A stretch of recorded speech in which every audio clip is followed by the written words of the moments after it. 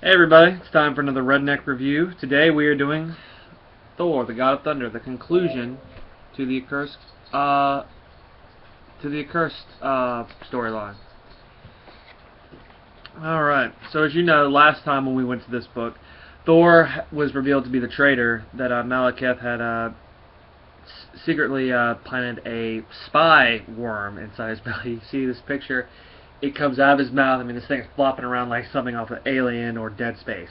This is just this awesome image of Thor not knowing what's going on. I mean, he's just out of it. This is like I said, this is the conclusion to the Thor curse storyline. Malekith is we're gonna see what happens to Malekith, see if he gets his due, or if Thor finally meets his match. Here we go. Like I said, this is a $3.99 book, and this one actually, for the pages, it actually feels like, I mean, this is a thick comic book. Alright, so it's written by Jason Aaron, and the artists are Emmanuel Lupacchino and Ron Garney. Alright, well, we start things off back in Midgard, meet the streets of Manhattan, where the dark elf in this one goes, "You bugged him?" He goes, "You bugged Thor, that's how you've been following us." "Yes, I had one of the dark elves slip a spell into Thor's mead back on Asgard before this whole ordeal even began. I've been playing this day for a very long time, Lady Wazari. Let me guess, he thought you were the traitor?" Yeah, he's telling him, you're a dark elf. Yeah, I can see where he would think you're the bad one in this one. "I did my best to make it obvious that we had a history. You told him what? That you were young and foolish once?" Apparently, Malekith and Lady Waziri had a history. Yeah, foolish doesn't begin to cover it, Malekith, but I'm not a little girl anymore. Oh, to be young again and unburdened by greatness.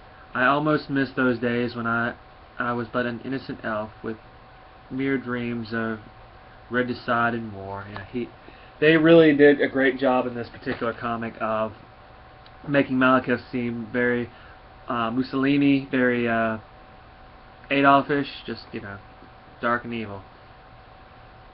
And here, Malekith is getting ready to make his final blow on Thor, and he goes, "Goodbye, God of Thunder. Such a shame that you murdered that poor troll for nothing." All of a sudden, the worm coming out of Thor's mouth is cut in half by something. He goes, "I wouldn't say that." And it's the League of Realms come to save Thor. Malekith the Accursed, the League of Realms hereby sentence you to die. And yeah, I love this light elf with these slinging guns and like that. It's impossible. It can't be the same troll. Where are the rest of the elves? Up, the troll was promised to fight worthy of his awesomeness. It's the same troll, alright. They just know who it is by sheer talking. Don't look so confused, dogs of Svartalheim. It's time to stand and fight like dwarves, or Screwbeard blow the whole place to heck. They just come in here, start flying through. Thor gets his second wind, comes right after Malekith, breaks his spell. And it's just finally the confrontation between these two. One of his number 2 villains. "You face the greatest sorcerer in all the 9 realms, Thunder God, Asgardian. You will find I am not so easy to kill."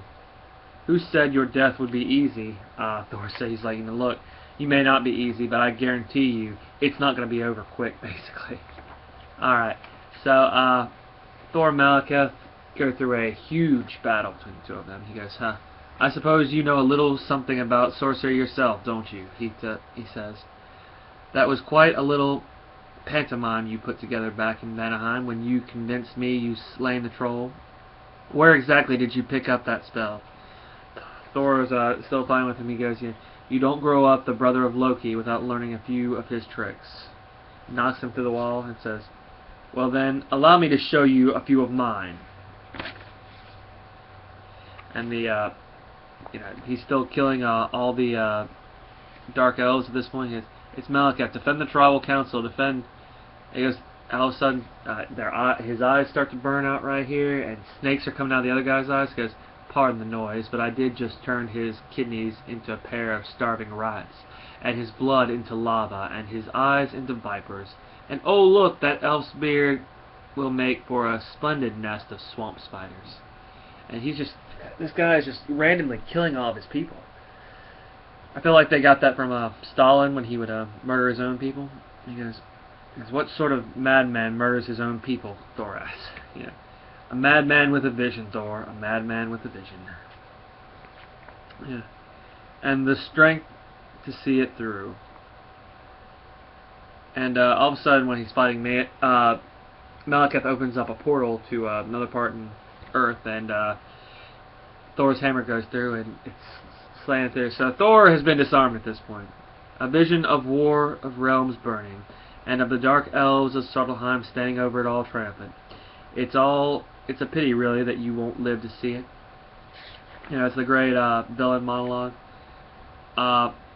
We find them, you know, the League of Realms are reuniting. They're fighting the rest of the elves behind Thor, and you know the dark elf. You know, they're all coming. The League of Realms returns, or is it the League of Moomers and Miners?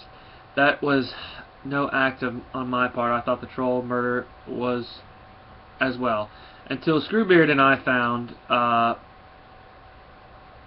him wandering the woods of Vanaheim, looking just as confused as we were. But then we read the note Thor had pinned to his backside, which led us here. Clever ploy for a god. So I guess this means you weren't the traitor after all. You sound almost disappointed. If it's any consolation, I did come close to murdering you on multiple occasions. So the two elves, the light and the dark elves, obviously, you know, they're sort of happy to see each other, sort of not. There's a rivalry between the two, and you know, the troll, the dwarf, everyone is just having a good old time fighting here, and they're you know, fighting back and forth. Thor is still basically at the whims of Malekith in this particular part, because he doesn't have his hammer, the source of his power. Ah, yes, there's a few sounds more pleasing in the Nine Realms than a scream of God. Tell me, was it true what I heard being whispered by the spiders in Nastrad prison, that some horrible god butcher nearly slew all the gods himself in one fell swoop? Such a terrible shame that would have been. Think of the children, the ones who would have died without even knowing suffering. It breaks my heart. So, you know, Malekith is telling him, you know, you people, you know, I wish that had happened. He's talking about the storyline before that. I'm going to get to that one, by the way. And speaking of broken organs, I just turned your liver into a tangle of broken glass. What do you say to that, Thunder God? And Thor, it's this one, you know, Malekith's just messing with all this magic. And I love this part. He just comes up here, he looks at him and he says, I say I don't need a liver to kill you, elf. And he puckers up, basically scourges it from his stomach, and spits out glass right in Malekith's face. And he lets him have it too. And he's down on the ground. All the remaining dark elves are pulling their swords at him. There you are, the Dark Elf Tribal Council. Good evening, gentlemen. Pardon me if I don't get up. Councilman, I suggest you stand back, he tells them. Thor's hammer starts coming down the streets, returns to him, knocks a couple more of the evil dark elves out, knocks Malekith out, runs to his arm, and he goes, I should have sent them that blessed hammer into the sun. Ah, you should have. Now it's going to send you back to hell. Malekith the accursed, prepare to wait! All of a sudden, you know, one of the elves yells out, you know, the Dark Elf Tribal Council has done as you asked, Asgardian. We have put aside our differences for the good of our people, and we have reached a decision. Now, the story shifts to Asgardia over Midgard, where they now reside. Let it be known here today, before the gods and elves and all those lesser beings, that Malekith the accursed has hereby been anointed the king of Svartalfheim and Lord Protector of all dark elves. The council of the unhallowed has spoken. King Malekith. So this amazing plot twist. Malekith the accursed, who has basically been butchering thousands of dark elves, his own people, has now been made the king of Svartalfheim, the land of the dark elves. And when I read this, it blew me away. It's like you put Adolf Hitler on the throne because he was Adolf Hitler. And Thor just sort of yells out, "King Malekith, this is madness." He tried to and just look at this picture right here, Thor. He said, he tried to slaughter you, and all of you make him your king. And Fricka, the new High Mother of Asgard, says, "Thor, no, I refuse to stand silent. I demand to know who is responsible for this insanity. Isn't it obvious? You are," Malekith says. You wanted the dark elves to stand together. Remember, and so they have. Who did you think they would elect? A peacemaker? Have you met my people before? The dark elves aren't weak little children looking for their mother to love and cuddle us.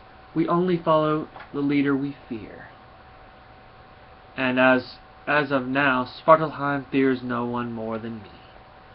So it's this twisted idea of logic, and I gotta say I like it because it means Malekith will be around, and we won't have to explain why he came back and all this other stuff. Many thanks for your assistance in these matters, God of Thunder.